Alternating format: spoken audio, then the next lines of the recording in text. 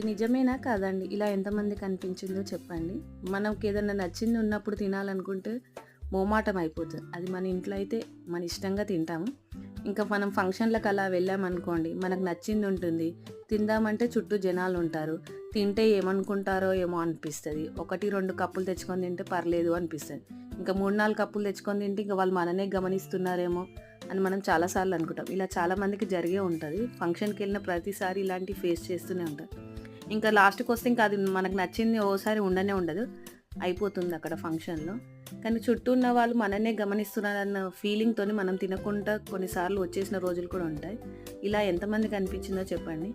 అయినా ఫంక్షన్‌కెళ్ళిందెందుకు తిననీకి, వాళ్ళు వండిందెందుకు మనం తినాలని. వాళ్ళేమనుకుంటారో, వీళ్ళేమనుకుంటారో అని మనకు నచ్చింది తినకుండా రాకుండా ఉండొద్దండి. అయినా మనం ఫంక్షన్‌కెళ్ళింది ఇప్పుడు చాలామంది ఏమనుకుంటారు, వాళ్ళకి గిఫ్ట్ ఇయ్యలేమా? అదే డబ్బులు మన ఇంట్లో పెట్టుకొని మనం తినలేమా అని అనరా?